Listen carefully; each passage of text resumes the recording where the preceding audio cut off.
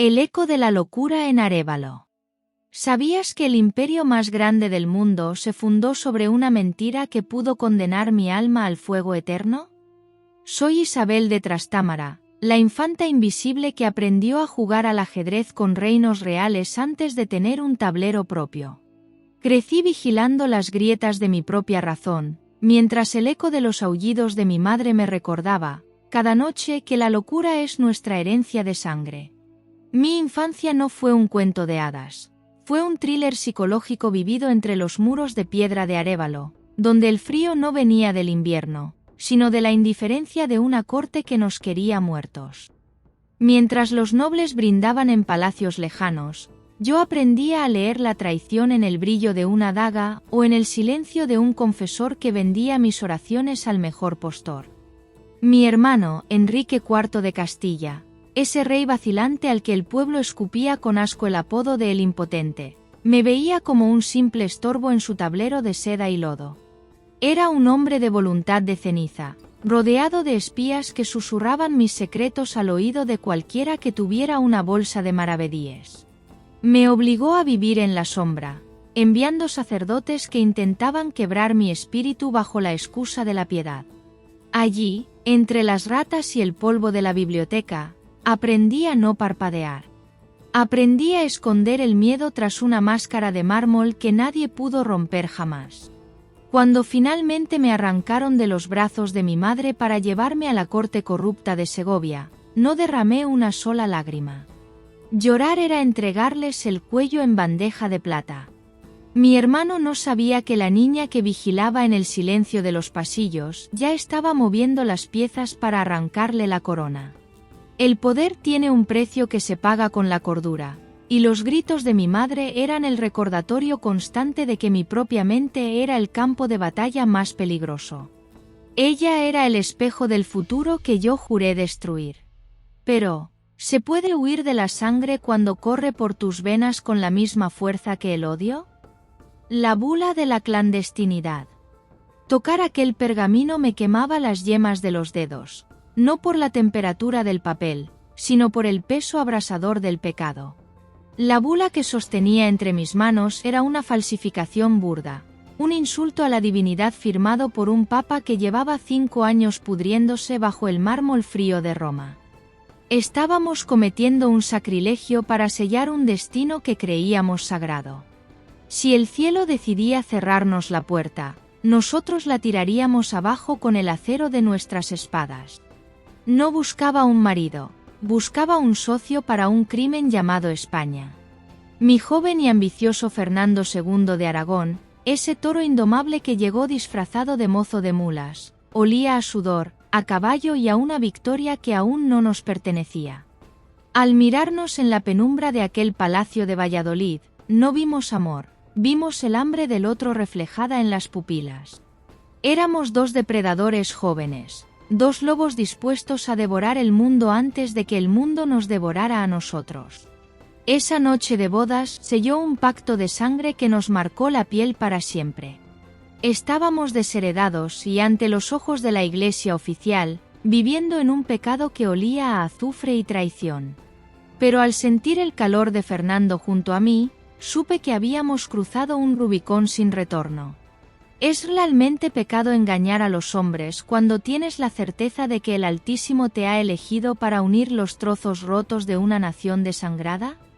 La historia la escriben los que sobreviven a la hoguera, y nosotros estábamos dispuestos a reescribir hasta la última palabra de la voluntad papal.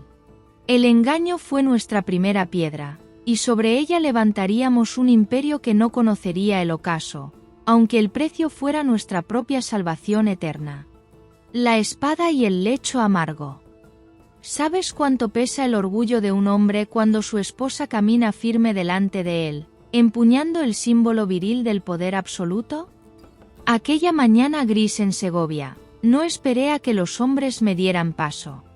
Me proclamé reina propietaria por derecho de sangre y ordené que la espada de la justicia desfilara ante mí, con la punta desafiando al cielo como un rayo de plata. Escuché los murmullos de desprecio, vi las manos apretar las empuñaduras, pero mi mirada los mantuvo a raya.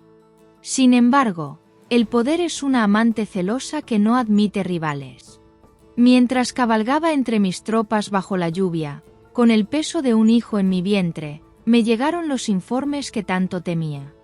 Aldonza de Iborra y otras sombras de alcoba le daban a mi Fernando lo que yo, atrapada en mi armadura, no podía, una fidelidad sin coronas ni protocolos. El dolor fue un cuchillo frío hundiéndose en mis entrañas, más letal que cualquier flecha enemiga. Tuve que tragarme las lágrimas de esposa herida para no ahogar a la reina que el pueblo necesitaba ver. Gané un reino tras la batalla de Toro, consolidando el trono sobre el barro rojo y el llanto de los vencidos. Pero esa noche descubrí el vacío más profundo.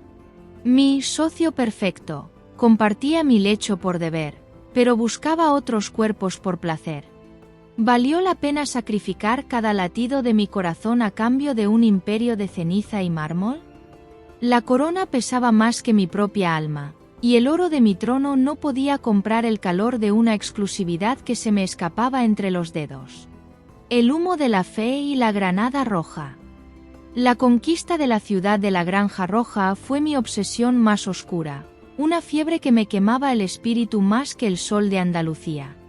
Cuando las arcas se vaciaron y los mercenarios empezaron a desertar, no dudé ni un segundo.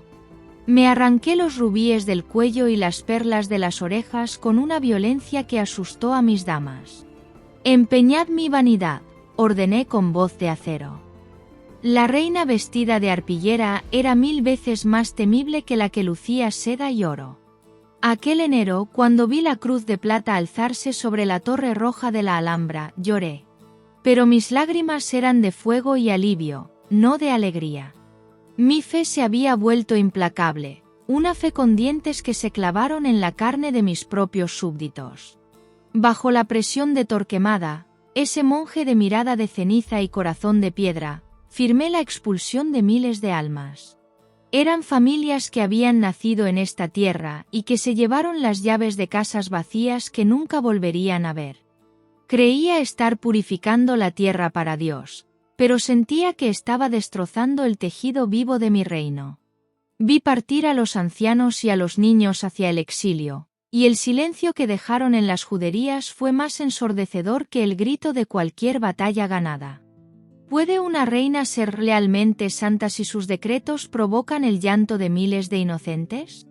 El mundo me recordará como la católica, pero a veces, en la soledad de mi alcoba, me pregunto si el Altísimo aprueba el rastro de humo y exilio que dejé a mi paso. La gloria de la Alhambra tenía un sabor a hiel que ninguna joya recuperada podría endulzar jamás. El espejo de la locura y el ocaso. ¿Sientes el peso de un imperio cuando tus propios hijos se desmoronan como castillos de naipes? El oro de las nuevas tierras llegaba en galeones repletos de promesas, pero mi palacio se convertía, habitación por habitación, en un mausoleo sombrío. La muerte se llevó a mi hijo Juan, mi único heredero varón, justo cuando la vida empezaba para él. Me quedé con los brazos vacíos y el linaje roto, sintiendo que Dios me cobraba cada ambición con intereses de sangre. Pero el horror verdadero no era la tumba fría, era el espejo. Al mirar a mi hija Juana, esa princesa de ojos de tormenta que corría por los pasillos gritando por el amor de un hombre que la despreciaba, no veía a una loca ajena. Veía el fantasma de mi propia madre en Arévalo regresando para cobrarme el abandono. El miedo del que huí toda mi vida me había dado alcance en mi propia descendencia. Juana perdía la razón por Felipe el Hermoso, ese buitre de rostro tallado por ángeles que la devoraba con su indiferencia, igual que yo había tolerado las humillaciones de Fernando por el bien del Estado. Éramos dos caras de la misma moneda maldita, unidas por la tragedia de amar demasiado a hombres que solo nos usaban como peldaños. Yo convertí mi dolor en un imperio de hierro. Ella lo convirtió en gritos y sombras. Me refugié en el trabajo frenético, dictando cartas a Colón y organizando la administración de un continente que ni siquiera podía imaginar, todo para ignorar que mi mundo interior se desmoronaba sin remedio. ¿De qué sirve descubrir un mundo nuevo si no tienes el poder de salvar la mente de tu propia hija? Mi corona era ahora de espinas, y el brillo de mis victorias se apagaba ante la mirada perdida de la futura reina de Castilla. El testamento de Medina y el legado de hierro. Sientes cómo se desvanece el mundo cuando tus pulmones se inundan de líquido, pero tu voluntad sigue siendo tan dura como el hierro forjado. Noviembre de 1504 me encuentra muriendo en Medina del Campo. Cada respiración es una batalla que voy perdiendo. Pero incluso aquí, con el frío de la muerte subiendo por mis piernas, sigo moviendo las piezas de este ajedrez mortal. Mi testamento es mi última carga de caballería. Sé que Juana no está bien, que su alma está quebrada por el desamor y la herencia de Arévalo. Por eso, con una mano que apenas sostiene la pluma, diseño un cerrojo legal que entregue el mando a Fernando si ella sucumbe a la oscuridad. Es una humillación para mi propia sangre, un dolor que me parte el pecho, pero es la única salvación posible para la tierra que tanto amo. Pido ser enterrada en Granada bajo una losa simple, para que todos los que entren pisen mi vanidad y recuerden que incluso las reinas vuelven al barro. Fernando me toma la mano y por un instante, volvemos a ser esos dos jóvenes conspiradores que falsificaron una bula para comerse el mundo. Sus dedos tiemblan sobre los míos, o quizás es mi propio pulso el que se apaga. Ya no importa. He unido reinos, he descubierto continentes y he manchado mis manos con la tinta y la sangre necesarias para mantener la corona en su sitio. Castilla, mi gloria, mi dolor y mi condena, te dejo en manos de Dios, porque las mías ya no tienen fuerza para sostener tu destino. ¿Recordará la historia a la mujer que forjó un imperio de la nada, o solo verán la sombra de la mentira que lo empezó todo? Las velas se apagan, pero mi nombre quedará escrito con fuego en los libros que aún no se han redactado.